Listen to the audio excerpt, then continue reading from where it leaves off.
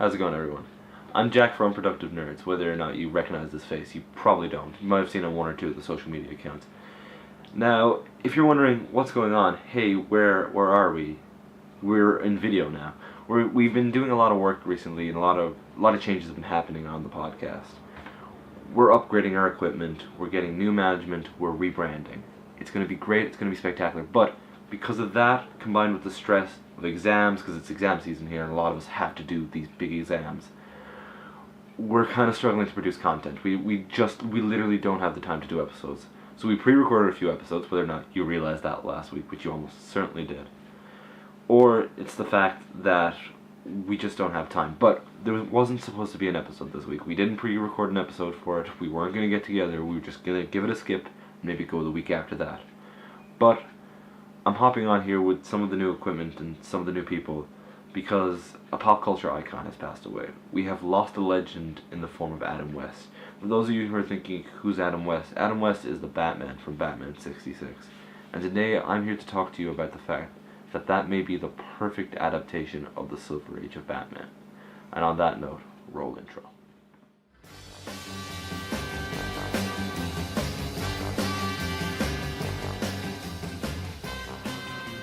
Legends, myths. Greeks, Romans, every civilization has had its version of the demigod, the heroic soldier who goes on to fight the battles, the stories they tell about legends, about warriors and soldiers and heroes. Mostly all of them are heroes, doing amazing things with amazing powers and amazing feats. Every culture has had their version of that, their demigods, their myths. But we don't have that, do we? I honestly believe we do, and it comes in the form of a comic book hero. I believe the superhero is the modern day demigod. And that, the best way to describe this, and I think Grant Morrison says it well, he believes the pantheon of Greek gods can be perfectly related to the pantheon of the Justice League. The 7 members, the different Greek gods. And now among those godlike beings, among the Amazon princess who's the daughter of Zeus, among the last son of an alien world with unbeatable powers, and among the fastest man alive, a guy with a ring that can create literally any weapon or power he wants, one man stands out. One man with no powers, no special abilities apart from the fact he's smart, he's got some money, and he's a little bit well trained. A little bit being an understatement. Batman is a character that may be the most iconic superhero that exists, like ever, the full stop. Only rivaled by his contemporaries of Superman and Wonder Woman. They make up the Trinity. Batman is iconic. It's because the story is relatable. It's the story of a man overcoming tragedy and becoming something better, self-improvement, something we can all strive towards. It's the reason I love Batman, because he represents you can strive towards something and become something better. His story is as relevant now as it was in the 1940s, when he was created by Bob Kane and Bill Finger. Batman as a character is malleable. He's been in movies, games, and comics, of course. He's on t-shirts, he's in action figures. And him more than any other character in pop culture, has been adapted over and over and over again. Every generation has their adaptation of Batman. Whether you love the dark and gritty realism of Christian Bale and Christopher Nolan's Dark Knight trilogy, or you love the violent, psychotic, really, really psychotic Batman from Batman vs. Superman by Ben Affleck. Not by Ben Affleck, played by Ben Affleck. Or maybe you're a Michael Keaton fan. Maybe you like that slightly more comedic tone on of it, yet with some slight realism. But a lot of people say it, and I among them for a long time said, there's no perfect adaptation of Batman. Christian Bale, while great, took away the more fantastical elements. You don't see giant crocodile men or Clayface. Batman vs. Superman got an awful lot right, except got the character's morals and reasons for actions, his no-killing thing. They got that completely wrong. Even Michael Keaton's one, which is great, has a few flaws to it. I've only ever believed there's one perfect adaptation, and that was the Batman animated series, with Kevin Conroy as Batman, made by Paul Dini and Bruce Timm. That was amazing. That is the perfect version of Batman. I thought that was the only perfect adaptation of Batman. A character who's got so many adaptations, it was weird he only had one. But then I realized a little bit back, and it was only a small bit back, and it was after years of people telling me, hey, you should check this out. It's not just the goofy, campy, terrible stuff you think it is. It's spectacular and amazing. I believe Adam West's Batman from Batman 66 is the perfect adaptation of Batman. There's two perfect adaptations, he is the second. Now you're saying to yourself, that's not what Batman is. Batman isn't just a silly guy in pajamas going fighting mad criminals. But he kinda is. But the thing, you gotta think of it this way. He's the perfect adaptation of Batman from the time. Now, I'm gonna backtrack a tiny bit for a second, just a moment or two, I'm gonna backtrack one more time. Batman, when he was created as a pulp hero, a detective. He first appeared in Detective Comics, taking down drug lords, gangsters. And then slowly, through the years, he progressed. With World War II, among many things, he met Superman, he fought the Nazis. Suddenly his villains started to upscale. He had the Joker, he had Catwoman, but he also had Clayface, he had the Riddler, he had Killer Croc. He had these villains that were like monsters, creatures, which played into the love of monster movies at the time. Then the 50s came around, and Batman, of course, adapting with the times, became more stylized. He wasn't just a detective anymore, he was the swashbuckling hero, swinging in to save the damsel in distress, slowly but surely losing the grittiness that was in that original detective stories. And then the Comics Code Authority came along. That was the golden age Batman, and Comics Code came along, and they clamped down hard. For those of you who don't know, the Comics Code Authority was set up after a book came out that criticized comics, calling Batman and Robin gay, for example, or calling Superman a Jewish homophobe, or whatever. It was insane, it was stupid, but it brought in a lot of rules, a lot of things that you couldn't do in comics. So Batman writers, to get around that, they just made the stories more camp, more fun, more adventurous. That's where you get the wacky old stories of Batman in space, or Batman's a zebra, or stuff with Batmite, for example, or rainbow-colored Batman, which I genuinely love as a concept. Rainbow Batman is amazing. These silly, wacky stories of the Silver Age, which are just so of their time and so much damn fun throughout the 50s and the 60s.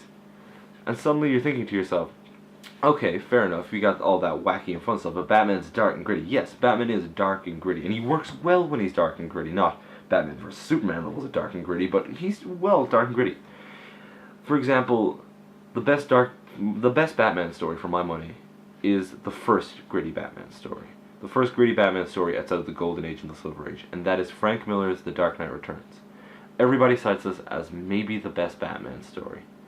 The only problem with this, apart from Frank Miller being a crazy man, seriously, Frank Miller is a real crazy man. I swear Jackie Earle Haley is basing his performance of Rorschach on Frank Miller in the modern day. Anyway, Frank Miller's Dark Knight Returns is gritty and amazing and spectacular. It's one of everybody's favorite Batman. But this doesn't come out until the 1980s.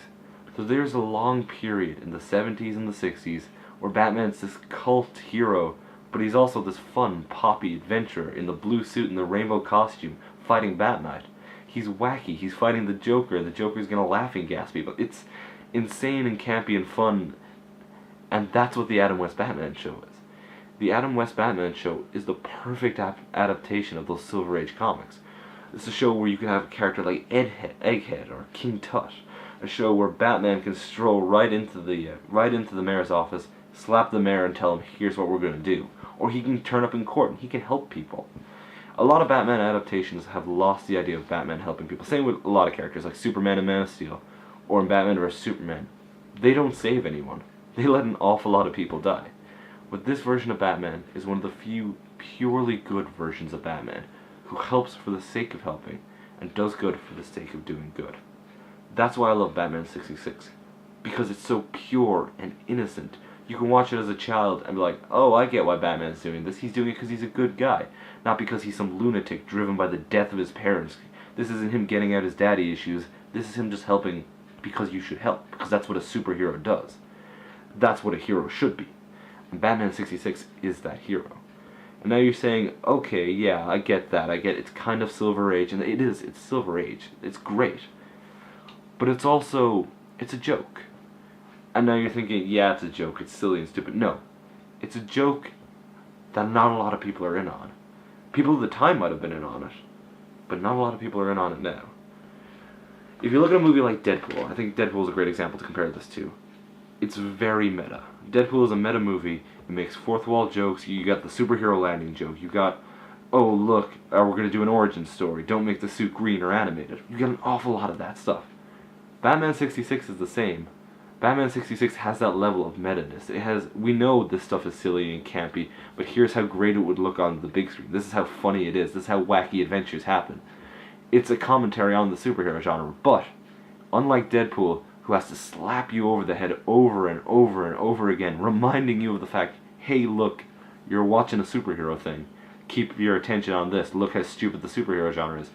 Batman 66 is like, yeah, it's silly, but let's embrace it. Let's have a good time. And if you're in on the joke, it's great. It's spectacular. If you know the whole show is just the biggest mockery and piss take, yet still loving homage to the comics, it makes it infinitely better.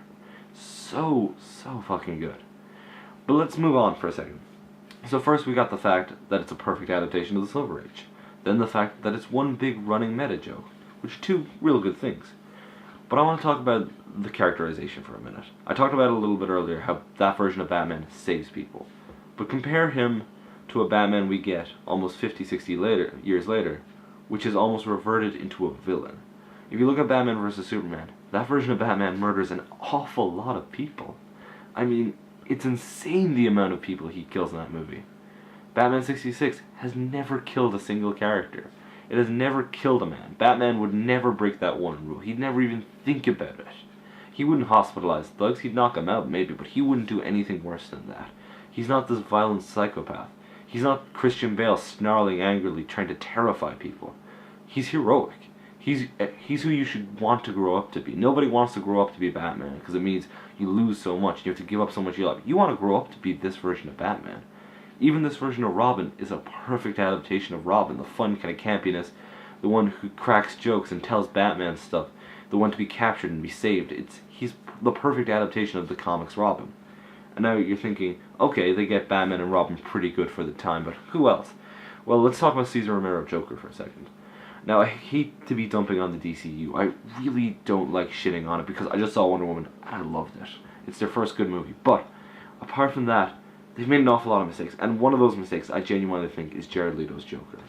Jared Leto's Joker is weird and he's white and he's full of life. Like a used condom, almost. He's this creepy, disgusting, I don't want to say rapey, but he seems sexually aggressive. He's this creepy-ass guy. But he's not the Joker. He doesn't feel like the Joker. If I brought somebody to that movie and I said, hey, you cut out all the scenes where they mention the fact he's the Joker, you wouldn't guess that's the Joker. Nobody in a million years would have guessed that's the Joker. But you look at Cesar Romero Joker, anybody can get the fact that that's the Joker. Immediately. You get my youngest cousin, you get my oldest grandfather. They flick that on the minute Cesar Romero steps on the scene, the minute he uses those amazing one-liners, or he sets up those plots. Nobody has to say the fact that's the Joker. You know it's the Joker. Like, immediately. People give Cesar Romero's performance a bit of a weird feel, but it's up there, for me, it goes Mark Hamill, Heath Ledger, and Cesar Romero. Because he is a spectacular Joker. But let's keep going. Catwoman.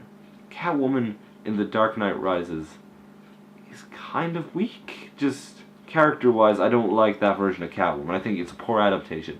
But Michelle Pfeiffer's one is quite good. They hit the nail on the head, maybe sexualizing the cat part a bit too much, a bit weird for me. But this version, Julie Newmar's version of Catwoman, once again, is the perfect and the iconic version of Catwoman.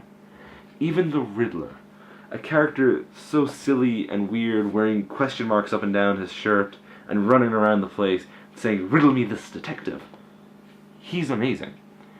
The Riddler in that is the perfect version of the Riddler. Cane, hat, different question marks up and down. It's a character that hasn't been done in a very long time. Even look at Jim Carrey's version.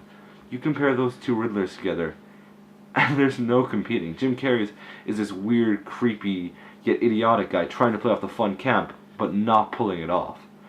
And now, I know I've avoided mentioning Batman and Robin, because Batman and Robin tries to do what Batman 66 does. It tries to have this fun, kind of camp adventure, but hey, look at me, I know it's a superhero thing, let's just take the piss out of it. But the difference is, Batman 66 came out at a time when that was the way Batman was.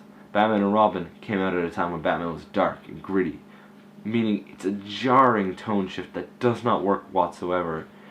And that's not even excusing the quality of writing. But on that note, I'm going to try and wrap it up a little bit, because I know it's real tragic, the death of Adam West, and there's going to be a lot of tributes to him, a lot of sad things, and this is my version of that.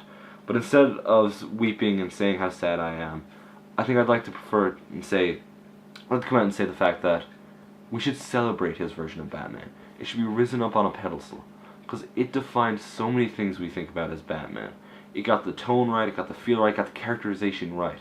Everything we know about Batman, the reason he's in the pop culture, why he's such an icon of pop culture, is because of this show. As a child you can watch this, as an adult you can watch this, even as an angsty teen, if you're in on the joke, you can watch this version of Batman, you know it. And I honestly believe this might be the most referenced version of Batman in any pop culture. From The Simpsons to Family Guy, hell, even The Big Bang Theory. Everybody makes reference to this Batman, makes jokes about this Batman, because this is the perfect version of Batman, based on the Silver Age. I've been Jack for the Unproductive Nerds. Hopefully we'll be back next week. If not, it's okay. Don't worry, more content is coming. Thank you for listening. I hope you've enjoyed this tribute, and I hope it inspires you to go pick up Batman 66. Let's not give it a bad name. And really enjoy it. Or any version of Batman. Go out and enjoy your version of Batman, whoever your Batman is. And on that note, thank you and good night. And Adam West, thank you for being a hero.